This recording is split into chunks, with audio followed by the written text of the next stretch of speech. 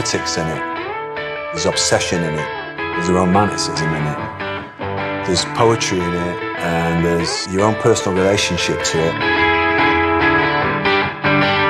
It's an entire world, really.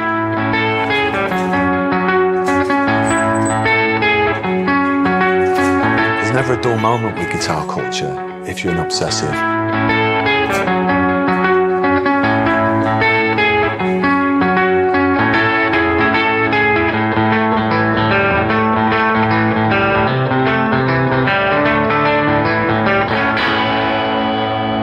For some reason, I had a complete fascination with this little wooden toy guitar that was in the window of this shop that sold buckets and brooms and paintbrushes and all of this stuff when I was 5 years of age.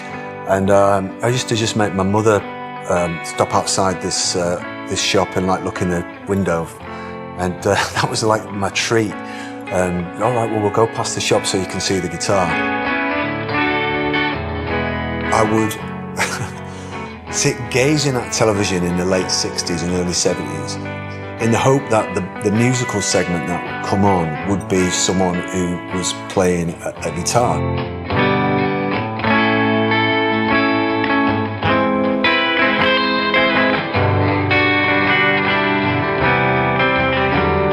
The iconography of it, to me, is started then. So it wasn't like seeing Jimi Hendrix or the stuff that you get into later that is very powerful iconography. It was almost mundane. I loved it that much. Seeing my first ever real guitar close up at, I want to say like 9, 10, which was an Irish show band who played the sort of hits of the day as well as his Irish songs, and this guy had a red Strat, and he opened the case and let me see it. That was a really, really powerful moment for me, being so close to a real, actual guitar. I'd just go up to it on the television. It was like treasure when I saw that guitar. In my memory, it didn't have a ding on it. It was absolutely pristine. It was something like Raiders from the Lost Ark or something. It's an amazing artifact. So for the longest time, from as long as I can remember, having a guitar was my identity before I could even play it. So I've no idea where this thing came from. You know, I literally I can't remember a time when I didn't love the guitar.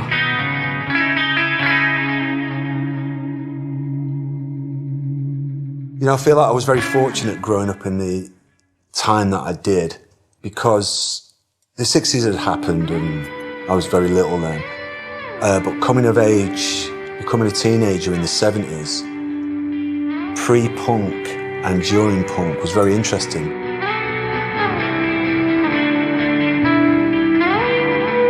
Well, first off, at about 11, I worked in a guitar shop for free. You weren't allowed to pay me, you weren't allowed to employ me.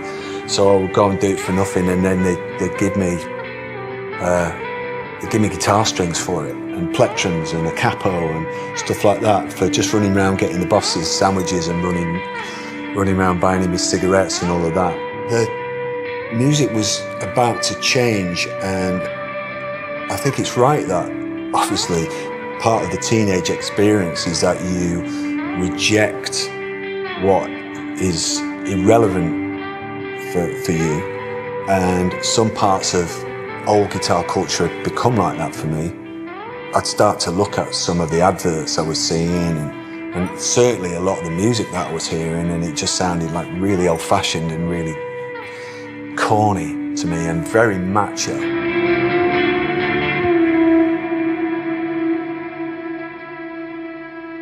Guitar needed to move on. I didn't think that I was going to necessarily like pioneer it, but I felt like I was riding a wave that was going somewhere. It was an escape for me. It was a way that I could get out of the suburbs and get out of, you know, the drudgery of a normal job as I saw it.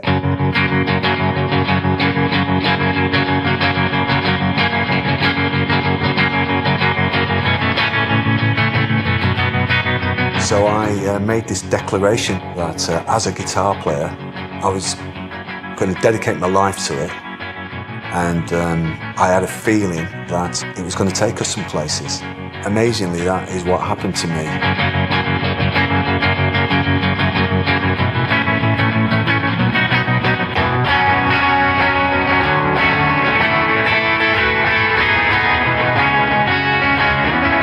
I have to say it didn't happen immediately because I had plenty of kicking around in the rain and the cold, you know, trying to find rehearsal rooms and paying dues, but I now know that those times are really invaluable, particularly playing under other people's bands, playing other people's material, because you just learn all these different quirks about songwriting, really. It was my way out, and so there was a certain amount of desperation in it as well. It wasn't all entirely idealistic.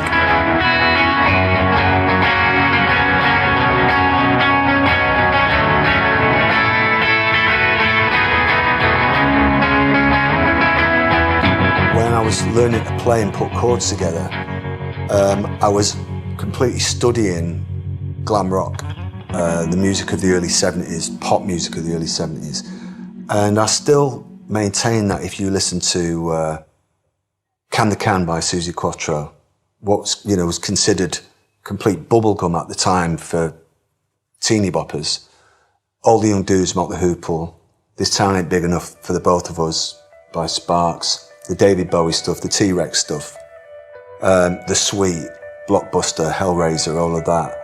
That was the stuff that I was buying and really studying as a kid, and they're all built on absolutely rocking, great guitars with interesting overdubs. So I was aware of the difference in textures on guitars. Even before that, really, with Everly Brothers stuff, with what Chet Atkins was doing on really loud acoustics, and when I did Eddie Cochran. So I'd grown up obsessively noticing the difference in guitar sounds. And then the next touchstone was before the Smiths formed, when I kind of locked myself away with a very strong sort of direction of trying to do the guitar equivalent of the Phil Spector records. I was aware that the chord changes weren't necessarily guitar chord changes. A lot of those songs were written on the piano and in weird keys. So I thought, oh, right, capo's going to be pretty interesting, and try to get this sort of similar sort of sound. But I had this thing about the songwriting of the Brill Building and the girl groups, Shangri-Las particularly, and the Ronettes. How cool that would be if it was through the same equipment that the Patti Smith group used. So that was this thing I had going, and I had a little 3-track, weirdly, cassette player, which is up on the wall over there.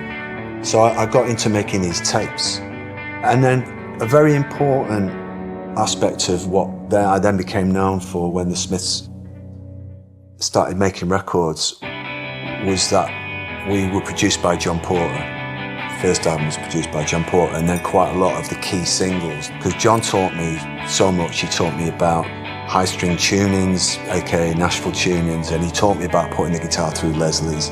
All these different, lots of capos, tunings, all of those different things reignited or connected with that person I was when I was making these tapes, where I just overdub and overdub and overdub.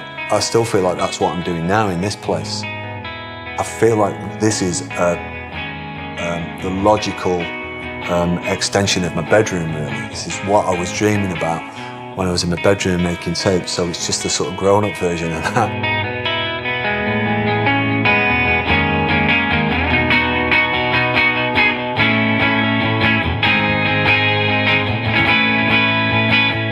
The decision to get a Ricky, it was deliberately to put me in a place where it would improve my songwriting. They are not as easy to play as some other guitars. I felt that the limitations of it would be advantageous to my songwriting. I would have to play a certain way, which is exactly what happened. I wrote at least 2 songs on it straight away when I got it home. I wrote a riff which it's still one of my favourite riffs, which is Accept Yourself.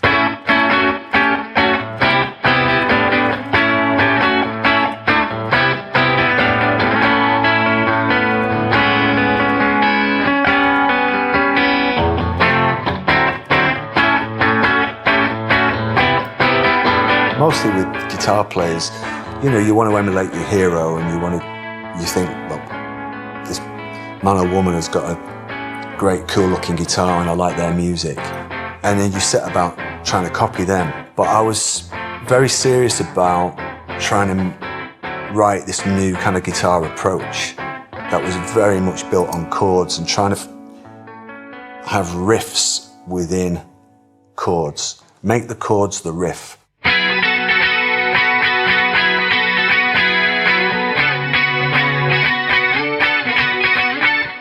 The other members of the Smiths will remember that in our early gigs, when I didn't have a backup guitar, it seemed like I was breaking a string every show. So because I used to be skint, whenever a string broke there, I would, instead of the little ball, I would just tie it in a knot around a safety pin. And I don't even think the punk guitar players did that. My guitars were the only guitars I ever saw that actually had safety pins involved. It didn't occur to me to just get new ones.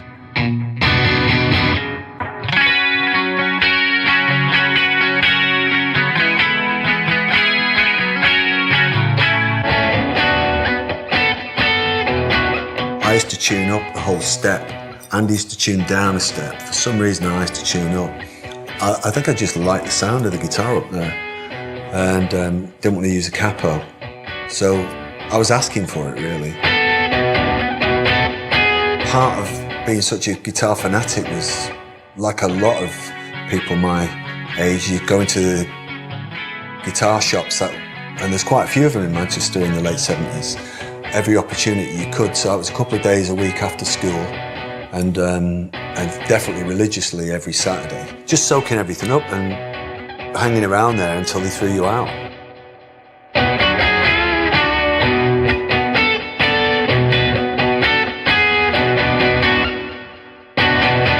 Part of that was checking out strings, you know, and seriously, me and my mates would have, one of my mates was into his kind of strings, and I was into my kind of strings. Not like you could afford them, as I've said, but you know, it's all part of your personality, really. Ernie Ball came out with this very eye-catching packaging, because I've been looking at strings from being 9, 10, 11, and then I'm 15, and okay. And you know, the name sounded very, you know, you knew it was American and it had the eagle on it, and so you experiment, you know, when you've got enough money to get a packet of strings, and then you stick with your brand then. I use the Ernie Ball Power Slinkies, the 11s, so I was very fortunate to put out my own signature guitar, the Jag.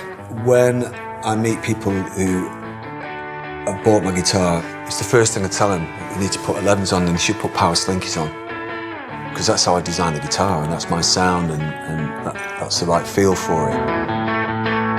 It's still a real buzz for me that I've got a string endorsement with a company. I must have made it, I guess. It's just a great buzz.